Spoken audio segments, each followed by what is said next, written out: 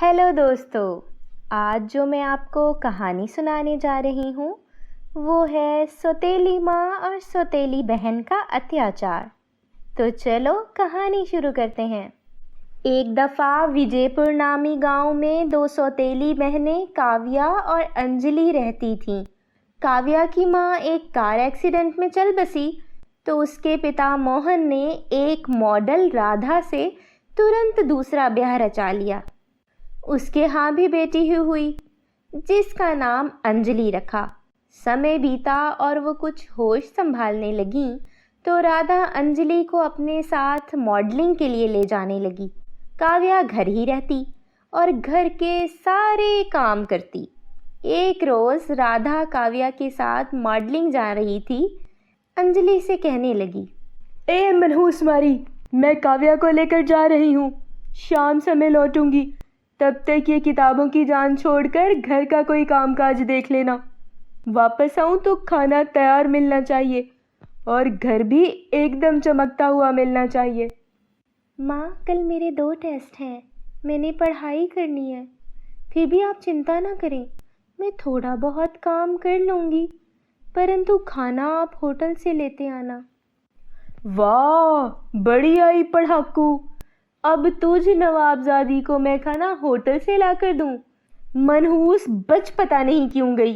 अपनी मनहूस माँ के साथ ही मर जाती तो जान छूट जाती हमारी। ज़्यादा बकबक ना कर, मुझे तेरी पढ़ाई से कोई लेना देना नहीं है। मुझे काम चाहिए और खाना भी तैयार चाहिए। माँ, आप निराश ना हो, मैं कर लूँगी दोनों काम, परंतु मेरी मरी माँ को मनहूस तो ना बोल, वो बहुत संस्कारी थी।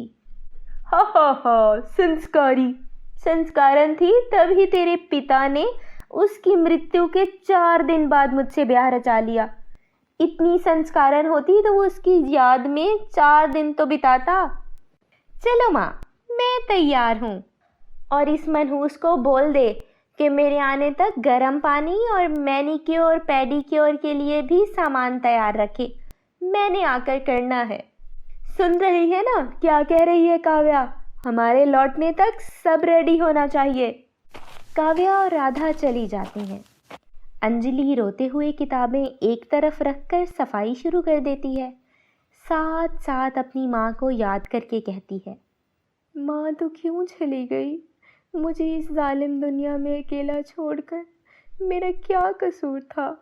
पिताजी भी मेरा हाल नहीं पूछते। मैं पढ़ना चाहती हूँ माँ, मगर मैं क्या करूँ? मुझे कोई पढ़ने ही नहीं देता।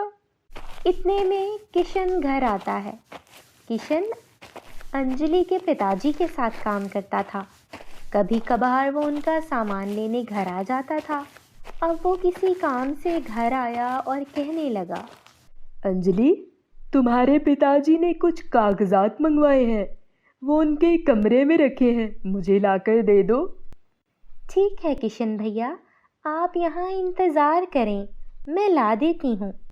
अंजलि कमरे में जाने लगती है तो उसका पाँव फिसल जाता है। वो फर्श पर गिरती है तो किशन जल्दी से बाहर जाकर साथ वाले घर से संध्या को बुला लाता है। वो उसको हॉस्पिटल ले जाते हैं। शाम होती है और काव्या और उसकी माँ राधा वापिस आते हैं। ए मनहूस मारी, कहाँ मर गई? सारा का सारा काम वैसे ही पड़ा है। हड हराम जरूर जाकर सो गई होगी, कल मुँही कहीं की। अरे माँ, क्यों मन जला रही हो? यहीं कहीं होगी, आ जाएगी। एक तो इतने थके हुए हम आए हैं, ऊपर से ये काम बिखरा पड़ा है। पढ़ाकू पढ़ रही होगी, काम सारा छोड़कर। और क्या, तू बैठ आराम से, मैं देखती हूँ। काव्या सारा घर देखती है मगर उसे अंजलि कहीं नजर नहीं आती। इतने में उसके पिताजी भी आ जाते हैं। पता नहीं कहाँ मर गई है, इसका दिमाग इन किताबों ने ख़राब किया हुआ है। मैं आज इसकी ये किताबें भी फाड़ कर रद्दी में फेंक देती हूँ, फिर देखती हूँ ये कैसे काम नहीं करती। अंजलि कहाँ है? मैंने किशन को भेजा था दुकान से कुछ कागजात लेने के लिए। किशन लौटा नहीं अब तक। मजबूरन मुझे ही आना पड़ा, मेरा काम अधूरा पड़ा है। कहाँ ये अंजलि? हो ना हो तुम्हारी शहजादी किशन के साथ कहीं न कहीं रंगरलियां मनाने निकल गई होगी। मुझे तो पहले ही इसके पढ़ने के पीछे कुछ कारण नजर आता था। आज साबित हो गया कि कुछ गड़बड़ थी। आए हाय, क्या जमाना आ गया है। जिसको अपनी बेटी समझ के पाला उसने ये दिन दिखा दिया। कभी गैर नहीं समझा इस मनहूस को, और उसने क्या किया देख लिया मोहन तूने। तुम ही कहते थे कि मैं अत्याचार करती हूँ उस पर, अब खुद देख लो। सारा मोहल्ला इकट्ठा हो जाता है। इतने में किशन और संध्या अंजलि को ले आते हैं। साहब जी, जब मैं फाइलें लेने आया तो ये अंजलि फर्श पर गिरी हुई थी, जिसके कारण उसका सर फट गया था। मैं संध्या के साथ उसको अस्पताल ले गया था। हाँ हाँ मोहन भैया, अंजलि गिरी तो किशन तुरंत मुझे बुला लाया और हम उसको अस्पताल ले गए थे। कुछ देर डॉक्टर ने उसको पास रखा था क्योंकि खून बहुत बह गया था। अब ये ठीक है, लेकिन डॉक्टर ने उसको आराम का बोला है। तुम दोनों का बेहद धन्यवाद, जो तुमने मेरी बेटी को वक्त पर अस्पताल पहुंचाया। मैं खुद अब इसका ख्याल रखूंगा। मेरी बेटी पर अब मैं अत्याचार नहीं होने दूंगा। मोहन अंजलि को लेकर अंदर आता है और खुद उसकी देखभाल करता है। ये देखकर काव्या और राधा मन ही मन में कुढ़ती रहती हैं। अंजलि कुछ ही दिनों में भली चंगी हो जाती है। काव्या उसके पास आती है और कहती है, ए ड्रामेबाज, अब तो तू ठीक हो गई है। चल उठ अब और घर के काम कर। मैं और माँ पार्लर जा रहे हैं।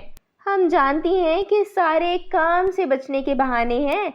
पिताजी को भी काबू में कर लिया इन ड्रामों की मदद से। चल अब दफा हो और काम कर सारे। अब तो पढ़ने का भी बहाना नहीं है तेरे पास। तेरी सारी किताबें मैंने रद्दी में फेंक दी हैं। आई बड़ी पढ़ाकू अफसर। मैं ड्रामे नहीं कर रही थी। मेरी टांग में अभी भी दर्द है। किसी को बुरा कहने पर अपने साथ भी बुरा हो सकता है काव्या। मेरा उठना मुश्किल है, परंतु मैं थोड़ी हिम्मत करके कुछ काम कर लूँगी। ज़्यादा भाषण ना दे मुझे। संस्कारी बनके पिताजी के मन में तो जगह बना सकती हो, परंतु मुझे तेरी चालों का पता है। चल दफा हो जा। अंजलि आहिस्ता आहिस्ता उठकर थोड़ा थोड़ा काम करने लगती है। इतने में बाहर से चीख की आवाज़ सुनाई देती है। अंजलि तुरंत दरवाजे की तरफ जाती है। बाहर राधा रो रही होती है। घर से निकलते ही एक कार से टकराकर काव्या की टांग टूट जाती है। कोई तो मेरी बेटी को अस्पताल ले जाए। पता नहीं कौन मनहूस कार वाला मेरी बेटी की टांग तोड़ गया है। कोई तो मदद करो आकर। माँ, तुम चिंता ना करो। अभी मैंने एम्बुलेंस का बोल दिया है और एक बच्चे को पिताजी को बुलाने भी भेज दिया है। काव्या ठीक हो जाएगी। तुम शांत हो जाओ माँ। ये तुम्हारी चालाकी मुझ पर नहीं चलने वाली, इसलिए मुझे ना ही दिखाओ और अपने काम से काम रखो।